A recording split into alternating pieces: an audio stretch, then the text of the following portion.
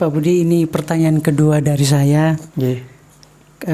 Melihat begitu banyak informasi di YouTube tentang guru sejati, guru batin, guru tercerahkan, dan ada beberapa penjelasan dari beberapa orang itu yang bertolak belakang, Pak Budi. Sehingga maksudnya biar kami tidak bingung ketika kami ingin mengetahui guru sejati yang sesungguh, yang betul-betul sejati itu seperti apa. Yang mau saya tanyakan adalah bagaimana kami bisa tahu bahwa seorang guru itu guru sejati atau bukan. Ciri-cirinya seperti apa, Pak Budi? Ya, terima kasih. Ya, makasih. Ini saya jawab adanya saja ya. Baik, Pak Budi. Yang apa adanya kan? Ya. Ya, baik. Yang asli aja ya. Ya.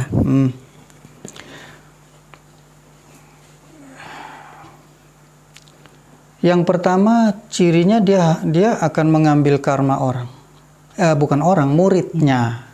Karena murid pasti memenuhi syarat yang sangat surga hargai, yaitu tobat. Makanya kita permandian kan harus tobat. Tobat, ya. Iya, permandian tuh simbol tobat loh. Baik. Coba kamu tanya di pastor pendeta itu, permandian itu simbol tobat, kelahiran kembali. Iya, kelahiran baru, hidup baru. Tobat toh. Ya. Nah, sesifat dengan Allah. Jadi apa tadi? Ciri-ciri guru sejati. Ciri-ciri guru sejati pertama ya, dia akan mengambil karma muridnya. Karena dia guru sejati, karma lampaunya. Terutama karma lampaunya. Baik, Pak. Itu pertama. Mulia banget tidak? Guru macam ini harusnya pantasnya dicintai enggak? Ya. Disayangi ya. Dirindukan terus ya. Ya. Iya. Sangat susah loh menghentikan kelahiran kita itu. Itu guru sejati. Kalau enggak, ngapain sejati coba? Sejati harusnya untuk hal yang sangat urgent, bukan? Ya. Iya dong, lahir lagi kan menderita. Ya. Ketika dia batalkan kita lahir itu penting banget enggak? Ya. Ini sejati penting. Pantas enggak? Pantas, sangat pantas. Iya, pantas. Ya. Yang kedua, saya kenal beberapa guru sejati itu tadi Mas. Mulutnya enggak bau. Ketiaknya enggak bau. Padahal dia berkeringat. Ya kan dia masih hidup gitu, bergerak kayak badan kita kan manusia. Ya. Keringatnya nggak bau, ketiaknya nggak bau, mulutnya nggak bau. Sudahlah, nggak usah omong teori tinggi dulu. Cek dulu itu, karena itu langsung pada kesadaran kita. Terjaga hening tidak? Kalau kita pikiran negatif melulu, tidak hening tuh berarti. Ketiak kita pasti bau. Ketiak manusia itu, orang itu pasti bau. Itu dosa karena pikiran kita negatif saja. Nah, guru sejati enggak. Bahkan cenderung wangi gitu loh. Wangi mereka. Padahal kadang mereka berpakaian biasa. Ada yang malah compang-camping kelihatan. Tapi wangi gitu. Mulutnya juga.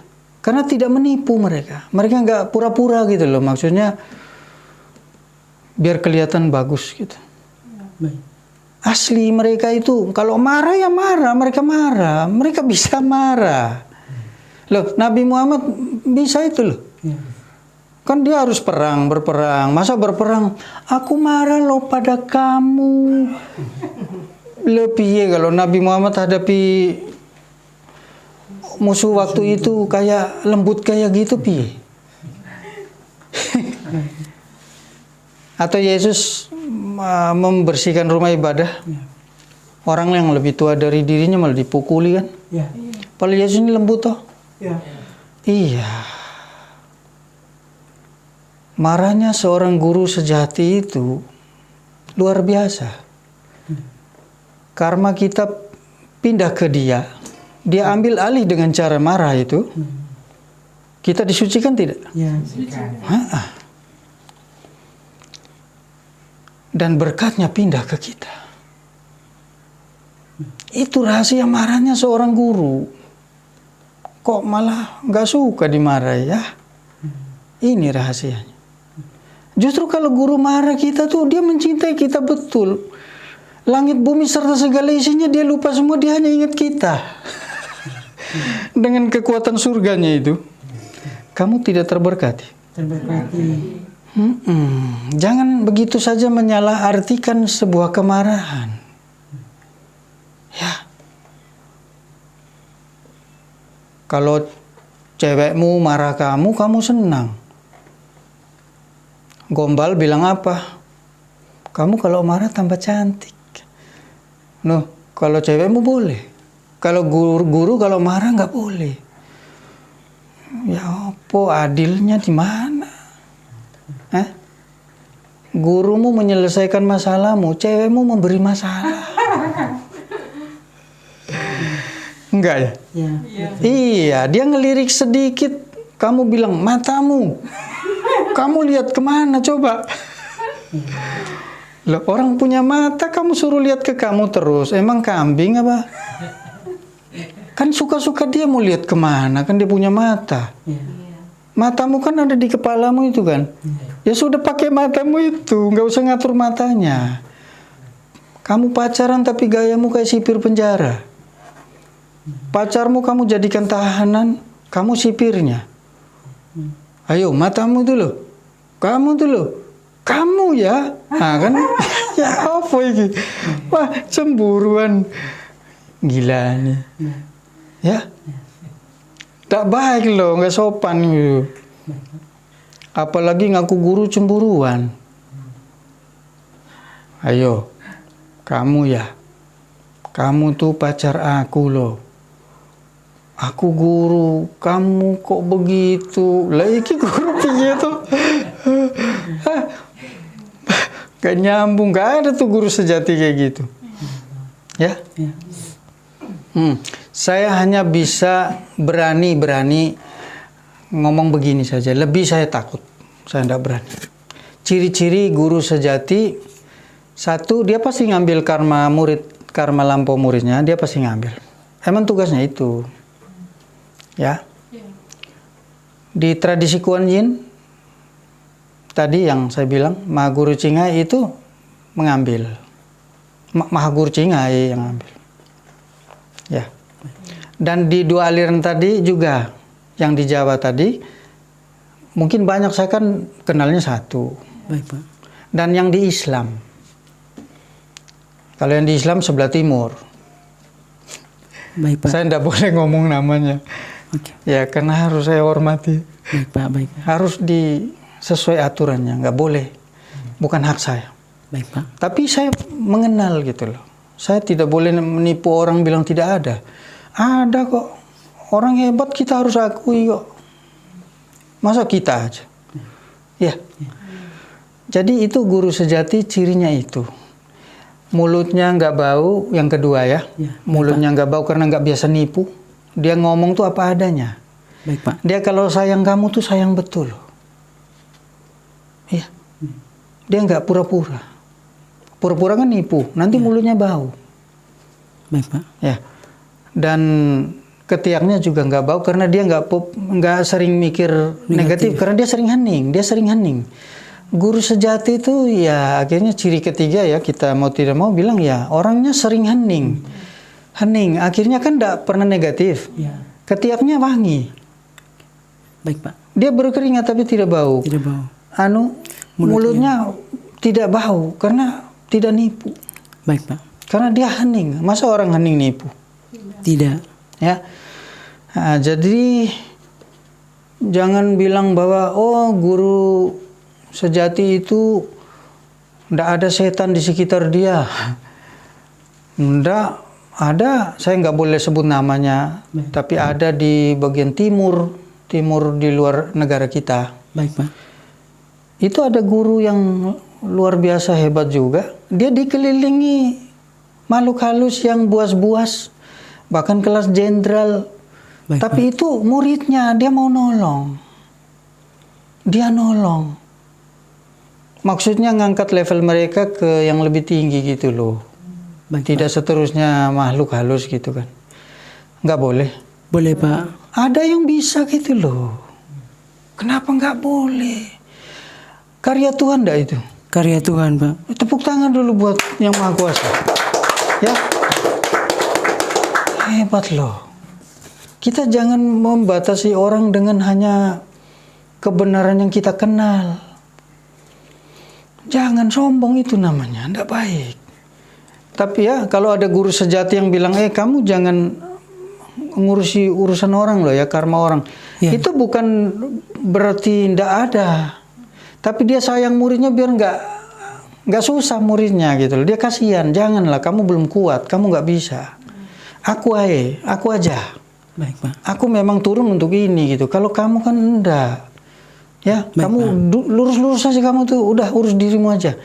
Benar begitu, tapi kan si Kristus ini nanggung loh. Ya. Jangan bilang tidak bahwa Kristus turun untuk menebus. Ya. Baik Pak. Karena Yesus bilang sendiri, ini darahku yang ditumpahkan bagimu, bukan berhenti di situ. Demi pengampunan dosa. Jangan hilangkan ayat itu. Baik Pak. Hai sayangku, jangan hilangkan ayat itu. Saya memang tidak cerdas. Tapi bahkan orang tidak cerdas biasa pun ngerti nggak bahwa ayat itu tidak boleh dihilangkan. Ya Pak. Yesus bilang 1 iota dari hukum Taurat, 1 titik pun bahkan jangan kau hapus. Ya. Karena selama langit dan bumi masih ada, tidak boleh itu hukum Taurat dihapus. 1 titik bahkan sekalipun. Yesus yang bilang. Baik Pak. Tapi kemudian di waktu yang lain Yesus bilang apa? Langit dan bumi berlalu, tetapi perkataan atau firman sabdaku ini tidak akan berlalu. Yesus mau bilang, yang di Taurat bisa punah. Nubuat nabi-nabi di Taurat itu bisa punah tentang Yesus. Tapi ketika Yesus sudah datang memenuhi nubuat itu, maka semua patokan dimulai dari Yesus ini. Sebagai penggenapan atas semua nubuat janji keselamatan Allah itu. Baik Pak. Makanya Yesus bilang, langit dan bumi berlalu, tapi perkataanku tidak berlalu. Maka patokannya perkataan firman Yesus. Ketika Yesus mengatakan firman-Nya, bilang apa? Sekian, lalu inilah darahku yang ditumpahkan bagimu dan bagi semua orang demi pengampunan dosa. Jangan kamu hapus yang terakhir, demi pengampunan dosa. Ini menebus tidak? Menebus Pak. Ini contoh Kristus. Maka semua Kristus kalau datang pasti menebus.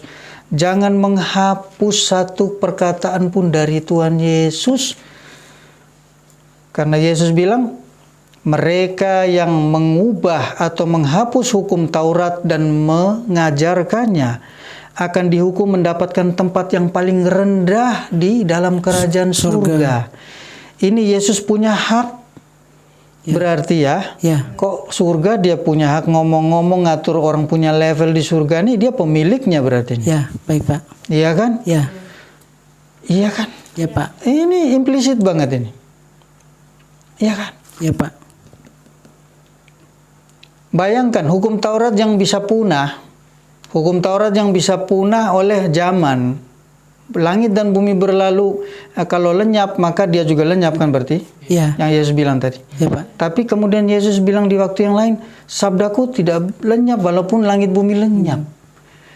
Kamu melenyapkan 1 titik dari Taurat yang bisa lenyap itu saja, hukumanmu adalah posisi terendah di kerajaan surga. Sekarang kamu hilangkan perkataan Yesus yang langit bumi lenyap pun dia kualitasnya nggak lenyap kok kamu mau lenyapkan.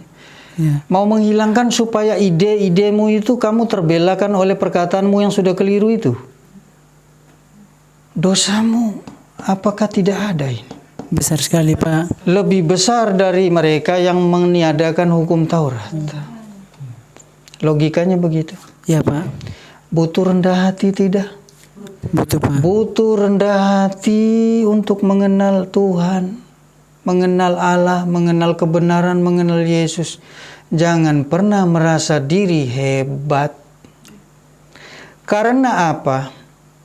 Yesus ini sudah dinubuatkan oleh para nabi dan hukum Taurat. Ya. Hukum Taurat menulisnya tentang kedatangannya. Ya. Dan para nabi menubuatkan kedatangan Yesus. Ya, Pak. Kita ini siapa? Apakah kelahiran kita sudah dinubuatkan? Tidak, Pak. Sehingga kita berani memprotes sabda Yesus. Ajaran Yesus menebus, kita protes. Kita ini siapa? Kelahiran kita apakah sudah dinubuatkan oleh nabi tertentu? Tidak, Pak. Malu dong, ya. Ini budaya malu nggak ada karena kita sombong. Mari kita sama-sama bersama saat ini. Anda yang menonton ini, saya tahu Anda pasti menonton. Mari di hadapan Tuhan minta maaf, rendah hati. Akui kesombongan kita, dosa sombong kita ini. Mohon ampun. Sehalus itu ego kita. Tapi tajamnya luar biasa. Sampai bisa memotong ajaran Tuhan. Ajaran Tuhan kamu bisa potong. Baik, Pak. Soro aja nggak berani. Baik, Pak. Ya. Ya. Jangan menolak ajaran Tuhan lewat grafe, kitab suci, bentuknya kitab suci, grafe. Kenapa nggak boleh? Kan kita ngertinya tulisan. Ya. Ya tulis. Akhirnya Tuhan lewat manusia sesama kita menulis. Tapi kan dia yang dipakai Tuhan. Kenapa nggak boleh? Kalau kita boleh. Ayo. Coba kalau kita yang tulis. Lalu ada yang marah gitu kan. Protes. Kita pasti marah. Lebih besar daripada kita. Ya, Pak. Halo, ayo jujur ya. Ayo. Kita sering ya begitu jadi manusia. Itu nggak baik loh. Ini jarang mikir ya kita ya, tentang kejahatan hati yang gak baik loh. Yang gak tahu malu kita itu. Ya, Baik, Pak. agak lucu sih ini tapi malu lah ya. Mari kita mohon ampun ke Tuhan ya. Mohon ampun kami orang berdosa. Ya, syairnya yang lain panjang saya nggak hafal. Tapi paling tidak saya hafal dosa tadi loh. Mohon ampun Gusti, kami orang berdosa. Ya ampun. Sombong Yesus. Ampuni kami. Di akhir zaman masih sombong. Ampuni kami. Ampuni kami Tuhan. Ampuni kami. Ampuni kami. Ampuni kami.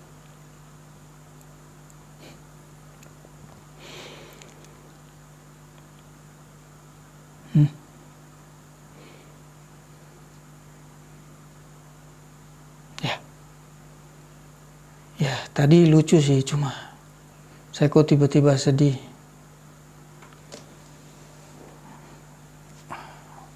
Orang-orang yang saya percayai, yang saya hormati, saya anggap baik, suci bahkan. Kenapa memelihara, menyembunyikan ego? Mohon ampun Tuhan. Ampuni kami. Ya, saya juga. Kami semua. Supaya tidak ada bencana yang lebih besar. Mohon ampun. Itu saja. Ciri-ciri jelas ya. Baik, Pak. Ya. Artinya bahwa ketika kami ingin belajar spiritual untuk mencapai pencerahan, dan ketika kami ingin mencari guru yang bisa menuntun kami untuk mencapai pencerahan, Pak, patokan paling utamanya adalah guru itu harus mampu menanggung karma atau dosa ketika kami mau memenuhi syarat yang diajukan kepada kami. Itu wajib harus. Ya. Hukumnya begitu. Hanya yang bertobat, Ya. itulah yang punya jatah diambil Baik, Pak. dosanya. Yang enggak, memang enggak boleh. Baik, Pak. Artinya mohon maaf tanpa mengurangi rasa hormat kepada guru-guru yang lain, ketika mereka mungkin belum mampu untuk menanggung karma, Amin. maka biarkanlah orang-orang yang lain itu yang ingin selamat juga mencari guru yang mampu mengcover dosa mereka sehingga mereka juga memperoleh keselamatan yang sama seperti guru itu. Iya, karena jiwa mereka mahal. Jiwa orang-orang itu mahal di akhir zaman, apalagi mahal. Milik Tuhan itu bukan milik kita. Mungkin teman kita, Baik. mungkin saudara kita, tapi milik Tuhan. Jiwa itu milik Tuhan. Jangan berhenti di kita. Bawa ke guru-guru yang mungkin kamu juga kenal, yang satu di Jawa, satu Islam. Tadi mungkin saya omong ada yang kenal itu. Baik, Pak. Bawa ke situ. Baik, Pak. Jangan berhenti di kita yang nggak bisa melindungi jiwa mereka. Dosa besar. Yesus. Bawa ke Mahaguru Cinghai. Baik, Pak. Biar Mahaguru Cinghai yang urus. Atau ke guru 2 tadi, saya nggak boleh nyebut namanya, tapi ada yang tahu, berarti jodoh lah ya. Ya. Iya kan, makanya kan tidak semua, Ya. tidak semua itu jodoh. Paling tidak Master Cinghai kan jelas gitu loh kan.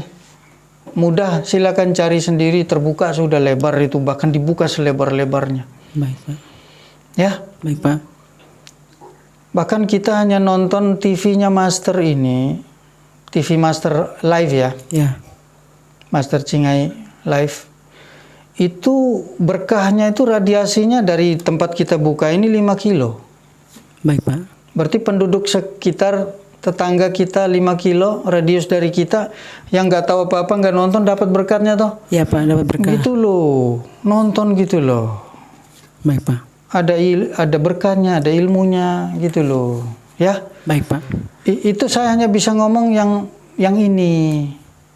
Saya tidak menghina guru lain, minta maaf, saya tidak sedang hina guru yang lain. Ini akhir zaman, bukan pertengahan zaman. Akhir zaman kan jiwa itu kan butuh selamat. Baik, Pak. Karena hitungan baru di zaman baru ini kan eman gitu loh. Hitungan baru dia meninggal sebagai apa ini kan eman dong, dia jiwanya dapat lagi bagaimana gitu kan. Ya. Baik, Pak. Ke guru yang benar aja. Belajar seperti Yohanes Pemandi. Ya. Ya, rendah hati seperti Yohanes Pemandi, Nabi Yahya. Baik, Pak. Nabi Yahya. Ketika dia lihat Yesus lewat, dia bilang ke muridnya, bilang apa? Itu anak domba Allah yang saya maksudkan. Ayo ikut sana. Belajar ke dia. Rendah hati banget dah. Iya, Pak.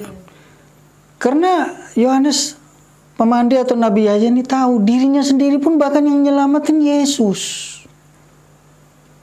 Padahal Yesus bilang nabi terbesar adalah Yohanes Pemandi. Nabi Yahya ini versi Yesus tapi ya. Baik, Pak. Kan saya pikir kita semua kenal Yesus ini siapa ya. Ya. Bukan baik, nabi Pak. biasa ya. Ya. Iya, termasuk kunci itu. Ya. Baik, Pak. Iya kan?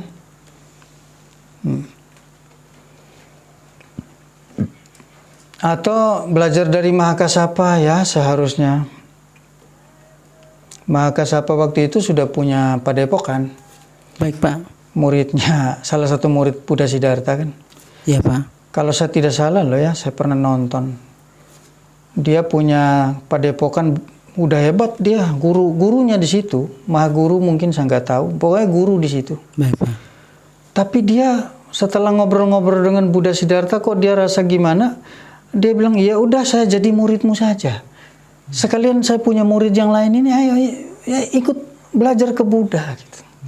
Rendah hati, enggak ini Mahakasapa. Rendah hati, Pak. Belajar.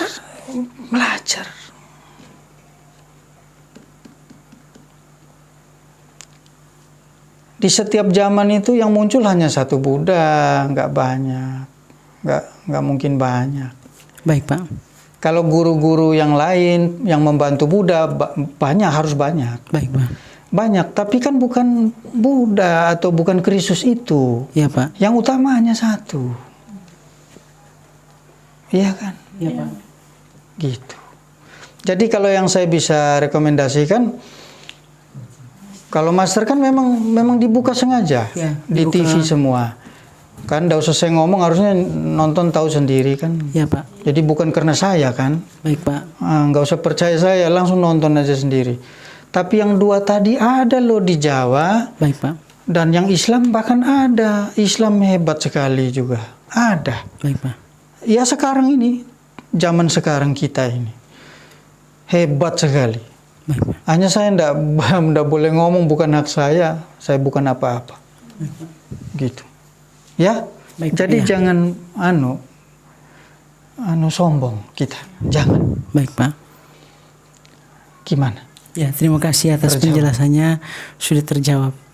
Artinya ketika kami ingin selamat dan mencari guru, maka kami harus mencari guru sejati yang mampu menanggung dosa kami, tepatnya karma masa lampau kami, sehingga Tidak ada alasan lahir lagi setelah ini nanti. Baik. Ini akhir zaman. baik, Pak. Jangan buang waktu, cepat, sudah hampir loh ini. Baik, Pak. Gongnya hampir loh. Baik, Pak. Gong itu. Hampir loh. Baik, Pak. Wanita. Berani. Baru angin kencang sedikit sudah. Inawe. Rahasia. Baik, Pak. Inawe itu bahasa Timur jauh. Artinya mama gitu loh. Baik, Pak. Ya. Emak, mama. Mama ya. Mama. Itu kalau bahasa orang Timur jauh kuno banget itu inawe. Baik, Pak. Ya. Inawe. Air laut naik kan? Ya. Berani kamu? Tidak. Kalau kamu berani, luar biasa kamu. Orang Perancis bilang rakaree. Kamu rakaree itu apa ya? Kamu luar biasa. Kamu luar biasa. Tanya orang Perancis tahu dia. Ya? Baik, Pak. Ya. Jadi gitu ya sayang itu. Ya, terima kasih, Pak. Sudah sangat terjawab. Ya sama-sama.